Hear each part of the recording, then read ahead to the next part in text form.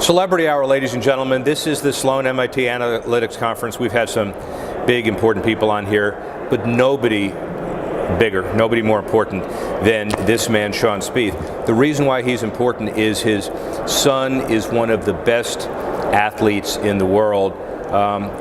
All-academic basketball player at Brown. Congratulations. Thank you, Rick. Yeah, good timing. Good timing. Really nice well done. surprise for all of us yesterday. That's absolutely fantastic. And we actually had George Pine on earlier, who is the third most famous football player at Brown. Mark Donovan running the Kansas City Chiefs being one of the other guys. And the other, to be fair, father of Jordan Spieth, which is not really relevant to this interview because the relevance of the interview is founder of originally Stout, but MVP Analytics. You're here as a speaker and as a guest of the foremost analytics conference in the country, and you have invented a hell of a product. Why don't you tell people about it? Well, what we set out to do is find a way to become the currency for social media, sports, and entertainment. It's kind of that simple. So we go from traditional media and the measurement platforms there to digital, and social being the fastest growing piece and the most engaging piece of digital media. There wasn't an index, there wasn't a real good measurement standard, so that's our mission. And I know for a fact years ago you were looking to try to figure out what the niche was. And what do you do first? Do you develop the methodology and perfect it? Do you identify who the corporate clients are and sell it in, or is it a combination of both? Yeah, I think it's a combination of both for a couple of reasons. One, it's new. Right. So there wasn't a proven methodology. There are traditional measurement metrics, which is really the foundation, right? Impressions, CPM, CPCs. So those are the foundation of valuation. But how do you amplify social? What factors really make sense? And we used some expertise that we have within the company, and but we had to go out to clients, and those who write the checks ultimately for the ads and for the analytics, and ask them, what's important? Does this make sense? So about 2 years worth of working through our platform and the weightings and how we actually get to our calculations is probably the most critical part of the process. The notion for the unwashed who just watch this casually that an endorsement deal is cut at a golf course because a CEO likes the way somebody plays golf or basketball or whatever, those days are long gone, maybe never happen. I mean, the analytics really carry the day, don't they? I think that's the case going forward. There's some of that. I mean, obviously it's people are so passionate about sports, and certain products and product categories, fit really well in certain sports categories. So before you get into analytics, you know where you want to be, you know where you should be for a lot of corporate brands. But now to stay there, to grow your investment, you've got to have the data to support it. Whether it's a team in the NBA, or it's an individual athlete you're supporting, or you're getting into esports and you're trying to figure out where and when and in what capacity. What's so unique about the product? We're tracking everything. Every conversation around professional sports in the US and Europe, and I say everything on the major social platforms. So we go back 8.5, 9 years now with data, so we can show what's trending, what conversations happened 8 years ago for a brand around their endorsements and their sponsorships relative to a certain league or team or set of athletes that they endorse. From a social media perspective. From a social media perspective specifically and only. So we're focused there.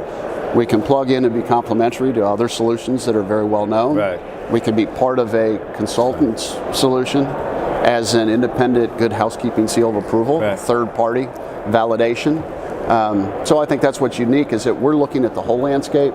Most analytics are done around a brand, a team, a league, or a specific asset. So background of Shawn Spieth, Dallas-based engineer? Dallas-based entrepreneur. Dallas-based entrepreneur. Right. Sales and marketing background. We've got engineers and data guys a lot smarter than me, thank goodness, running the platform. Well, but they're smarter in different areas. So the epiphany moment, which is really kind of a visionary perspective, you see the value of social media, and you obviously see how athletes move the needle, the ultimate irony given your son. But you decide that there is something special. When was the epiphany to say, look at social media, this is a happenstance kind of thing, it's arbitrary, we're going to enter the field and I'm going to do it? Yeah, the stars kind of aligned. Yeah. I had a couple of kids as athletes, but one of them turning professional, and went out and talked to a lot of brands and a lot of agents and agencies and asked, how do you value them and their relationships with their brand sponsors? Who should we be aligned with? Who should Jordan be aligned with? Right. Who should, up and coming actors, actresses, singers, football players be aligned with? And they were traditional measurement, traditional answers, and there really wasn't an awful lot of thought given to social alignment, right? Who do they engage with? Who engages with golf? Who engages with 19, 20, 21-year-olds that are from certain places? So you have the ability to sit around at Thanksgiving dinner and actually talk to Jordan about what works and what doesn't from a social media perspective. So it's the ultimate test case. Kind of interesting. It's fun, and at times, depending upon what happened a week or two prior, clearly, it may be something we choose not to talk about so we can enjoy Thanksgiving. Right, I did. We're not supposed to. I stayed away from you after the Masters for a few weeks, by the way. I stayed away from my son, too. Yeah, I'm pretty sure. So this is going also to a New England distribution audience. We don't need to know the numbers, but give us a kind of a generalization. Who's hot? We don't forget who's not. Who's hot in New England sports? It's obviously Brady and Under Armour, but Gronk's at the top of our index in football, not surprisingly, because of the way he engages with his audience. Right. So for the right products, the right markets, the right targets, he's as good as it gets. Tom Brady's a totally different personality, obviously. Fits other segments extremely well. The Celtics do some really cool fanatical things.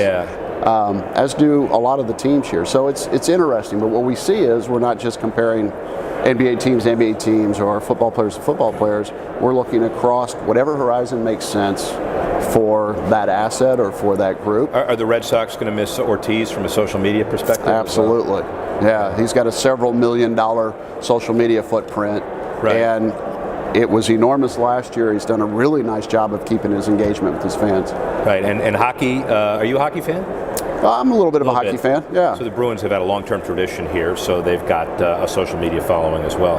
Absolutely. Clearly. Absolutely, and it's interesting. We do some work for some hockey teams, and to see how the local and regional engagement fits relative to the top brands in the sport and what works for them on a national level. Lots of really, really good opportunities with regional partnerships, and you wouldn't expect who some of the brands are. So we'll go look at quick serve restaurants and the traditional companies that the teams are engaging and selling aren't the right fit socially. So there are some social only engagements, some social only endorsements now that are happening for teams, certainly for athletes and entertainers. It's been the case for a little longer than it is for teams and leagues. So you have bridged the gap and do entertainers now as well? We have. We've done it specifically for brand clients. They wanted us to look at influencers in certain segments. Entertainment's large, huge, and it's fragmented.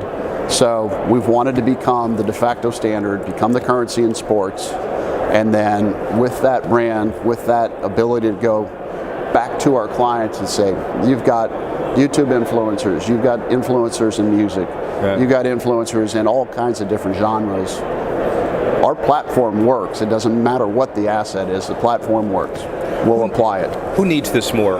The corporation about to make an endorsement decision, the athlete who needs to respond better on social media, the teams who need to keep their athletes in check or promote them, or a combination? I think the brands, first and foremost. There are a lot of really good consultants that can help the individual athletes, and their agencies do a really nice job of helping them with their brand, their personal brand, their social activation. Same with the teams. It's a little smaller environment to operate in.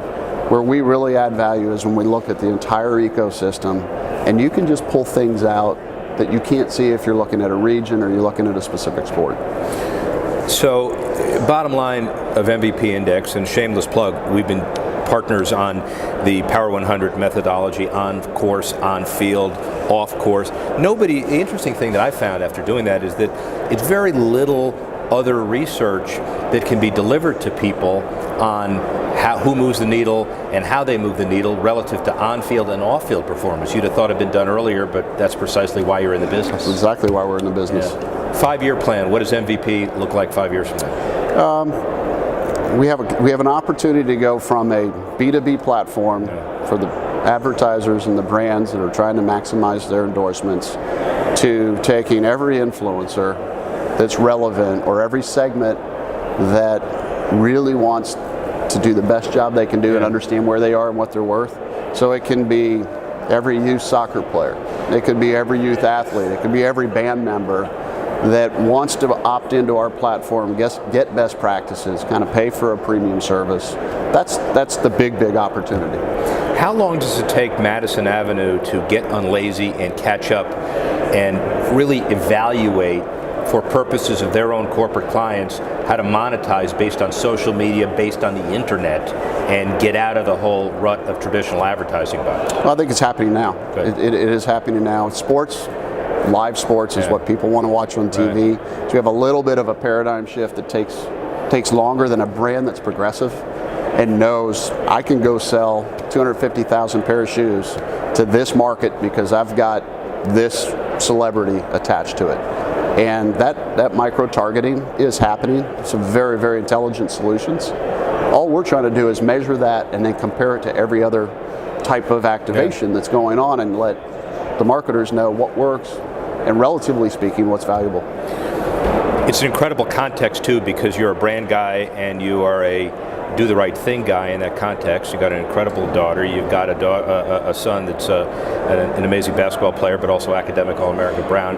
And you've got a golfer who's probably the best golfer on the planet, but he's also one of the best human beings on the planet. So your wife did a good job. I was just going to say, Rick, we need to thank my wife for all of that. Final question. I get some free brand analysis from the branding guy in the world. So which looks better? Does this look better, or which one looks better? Oh, it's definitely better. You're much more credible. Wow, see that? But I've known her for like 5 years, and finally I get the answer. Where was that a few years ago? Thank you, my friend. Awesome. My pleasure.